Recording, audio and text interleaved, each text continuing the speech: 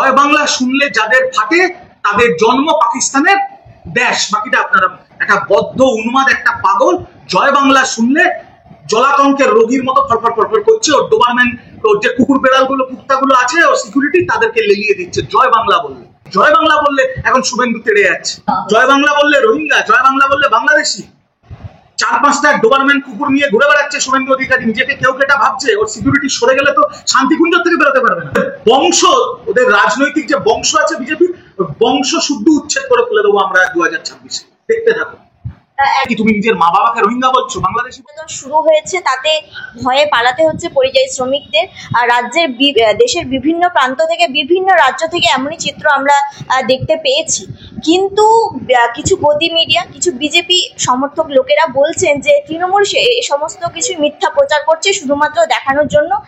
তারা এই কথাটাকে সমর্থন করে একটি ভিডিও পোস্ট করেছে রাজস্থানের এক যুবকের, যে বলছে যে এরকম কোনো কিছু হচ্ছে না, তৃণমূল শুধুমাত্র মিথ্যা প্রচার করছে। কি বল? দেখুন, পরিযায়ী শ্রমিকদের, বাংলার শ্রমিকদের কিভাবে বিজেপি শাসিত রাজ্যে অত্যাচার করা হচ্ছে শুধুমাত্র একটা দোষের জন্য, কারণ তারা বাংলা ভাষায় কথা বলে বলে। এটা মানুষের কাছে খুব পরিষ্কার হয়ে গেছে। বিজেপি আর গদি মিডিয়া কি বলতে চাইছে তাতে আর মানুষ বিশ্বাস করছে না। আমরা দেখেছি দিল্লির জয় হিন্দ কলোনিতে, যেখানে আমাদের সংসদরা গেছিল, সেখানে লাইট কেটে দিয়েছে, সেখানে জল পরিষেবা বন্ধ করে দিয়েছে ওদের বাংলাদেশ। তারপরে কোর্টের হস্তক্ষেপে ওদের উচ্ছেদ বন্ধ হয়েছে। গুজরাটের সুরাতে, পশ্চিম মেদিনীপুরের পিংলার 16 জন বাঙালি হিন্দু, তাদেরকে নির্মম অত্যাচার করেছে গুজরাট পুলিশ। হরিয়ানা, গুরগাঁও একই ঘটনা, দিল্লি, পুনে একই ঘটনা। দোষ একমাত্র বাংলায় কথা বলছে। আজকে রাজবংশী মতুয়া ভাইরা যারা ঠেলে বিজেপিকে ভোট দিয়েছিল, উত্তরবঙ্গের রাজবংশী থেকে শুরু করে দক্ষিণবঙ্গের মতুয়াদের আসাম সরকার এনআরসি নোটিশ পাঠাচ্ছে, তারাও তো হিন্দু। আসামে যে হেমন্ত বিশ্ব শর্মা বিজেপি সরকার এনআরসি করেছে, ডিটেনশন ক্যাম্পে আজকের দিনেও 12 লক্ষ হিন্দু আছে। আপনারা বিশ্বাস করবেন, দিল্লিতে একজন হাকিম উদ্দিন বলে একজন মানুষ, তিনি মুসলমান হতে পারেন, তিনি 1999 সালে কার্গিল যুদ্ধে ভারতবর্ষের হয়ে লড়াই করেছিল। তার পরিবারকে গিয়ে কলার ধরে পুলিশ আর বিজেপির গুন্ডা বাহিনী বলছে কাগজ দেখাও তোমরা বাংলাদেশি। ভাবা যায়? বাংলায় কথা বললে এইরকম অত্যাচার। বাংলা আমাদের মাতৃভাষা। একটা জিনিস মনে রাখবেন, বাংলা ভাষার উপর আক্রমণ হয়েছিল বলে একটা নতুন দেশ তৈরি হয়ে গেছে। ভারতবর্ষের ইতিহাসে, স্বাধীনতার ইতিহাসে যত মানুষ ফাঁসি দেয়া হয়েছে, যত স্বাধীনতা সংগ্রামীকে ফাঁসি দেওয়া হয়েছে, তার মধ্যে 90% বাঙালি। সেলুলার জেলে যত নাম আছে, তার মধ্যে 90% বাঙালি। বাঙালি কিন্তু লড়তে জানে। বাংলা ভাষার উপর এই যে আক্রমণ, এই যে বাঙালি বিদ্বেষ, এই যে বাংলার অস্মিতা নিয়ে এরা খেলা করছে, বাংলার সংস্কৃতি, বাংলার কৃষ্টির ওপর এরা আক্রমণ করছে। সুকান্ত মজুমদার স্বামী বিবেকানন্দকে বলছে বামফ্রন্টের প্রোডাক্ট। বিজেপির মিছিলে, অমিত শাহর মিছিলে ঈশ্বরচন্দ্র বিদ্যাসাগরের মূর্তি ভাঙা হচ্ছে। এদের 14 পুরুষ শ্যামাপ্রসাদ মুখার্জি নেতাজি সুভাষচন্দ্র বোসের বিরোধিতা করেছিল। আর এখন একটা বদ্ধ উন্মাদ একটা পাগল জয় বাংলা শুনলে জলাতঙ্কের রোগীর মতো ফরফর ফরফর করছে। ওর ডোবারম্যান, ওর যে কুকুর বেড়ালগুলো কুত্তাগুলো আছে, ওর সিকিউরিটি তাদেরকে লেলিয়ে দিচ্ছে জয় বাংলা বললে। যে জয় বাংলা বাংলাতে এসে স্বয়ং রাষ্ট্রপতি বলে গেছে, যে জয় বাংলা বাংলাতে এসে বিজেপির জাতীয় সভাপতি জেপি নাড্ডা বলে গেছে, জয় বাংলা বললে এখন শুভেন্দু তেড়ে যাচ্ছে। শুধু তাই নয়, তাকে জয় শ্রীরাম বলতে বাধ্য করা হচ্ছে। যখন তিনি সেটা বলছেন, তাকে রোহিঙ্গা বলে আখ্যা দেওয়া হচ্ছে। জয় বাংলা বললে রোহিঙ্গা, জয় বাংলা বললে বাংলাদেশি।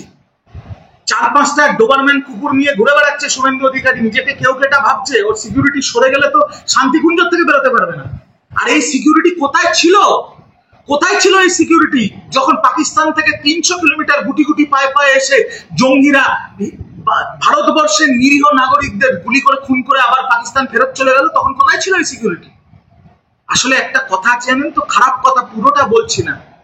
জয় বাংলা শুনলে যাদের ফাটে তাদের জন্ম পাকিস্তানের দেশ, বাকিটা আপনারা বসিয়ে নিন।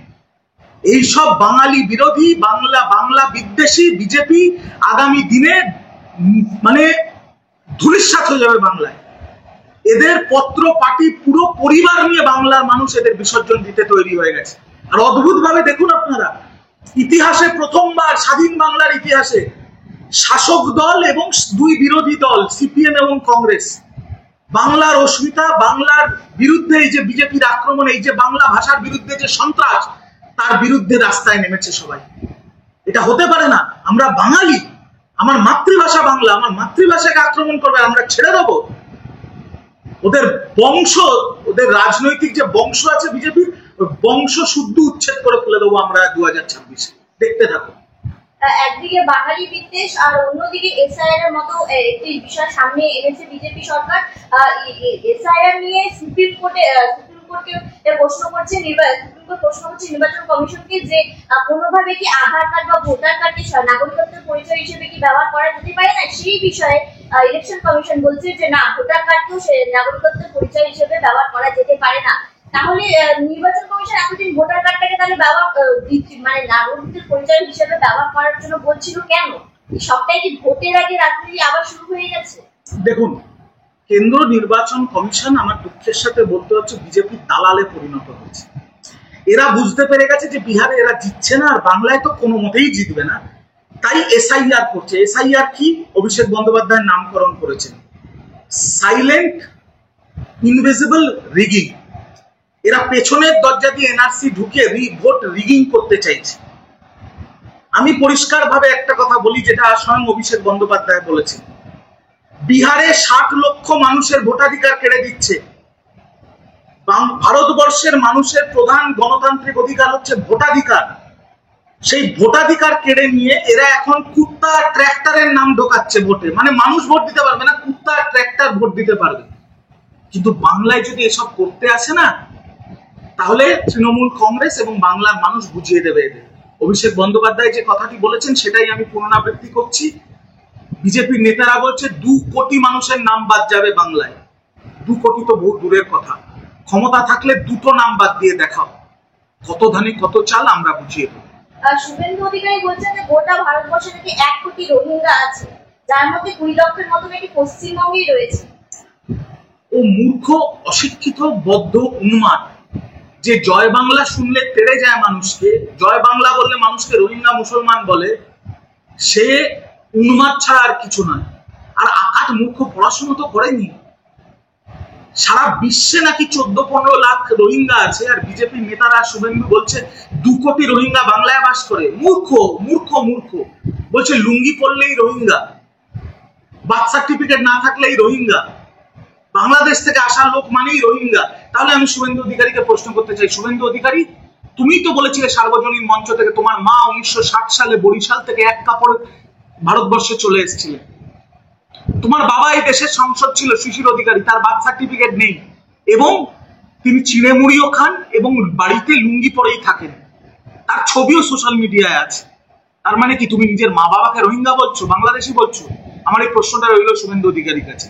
শিশির অধিকারীর বার্থ সার্টিফিকেট নেই, শিশির অধিকারী চিড়ে মুড়ি খায়, শিশির অধিকারী লুঙ্গি পরে, তাহলে কি শিশির অধিকারী রোহিঙ্গা? এই উত্তর আমি শুভেন্দু অধিকারীর কাছে চাইছি। প্রধানমন্ত্রী নরেন্দ্র মোদীর মন্ত্রিসভার সদস্য লালন সিং বলছেন যে বাংলা এক বিশেষ রাজ্য যেখানে আইন চলে না। কি বলবেন? লালন সিং কোন রাজ্যের বিজেপি নেতা জানেন? বিহারের। হালে তো মোদির পাশে গিয়ে বসেছে, তার আগে লালন সিং কি করত? এদের থেকে আমরা বাংলা নিয়ে জ্ঞান শুনবো না। বিজেপি একটা বহিরাগতদের দল, আপাদ মস্তক ইসলাম বিরোধী, মুসলিম বিরোধী, হিন্দু বিরোধী, বাংলা বিরোধী, বাংলা বিদ্বেষী একটা দল। এদের বাংলায় কোনো স্থান নেই নেই নেই। বাংলায় বিজেপি ফুল ফোটানো তো বহু দূরের কথা, এদের বীজ রোপণ করতে আমরা দেব না। আর 2026-এ শুধু তৃণমূল কংগ্রেস নয়, বাংলার আপামর জনতা, বাংলার বাঙালি ঠিক করে নিয়েছে, এদের বংশশুদ্ধ বিসর্জন দেবে বাংলার মানুষ।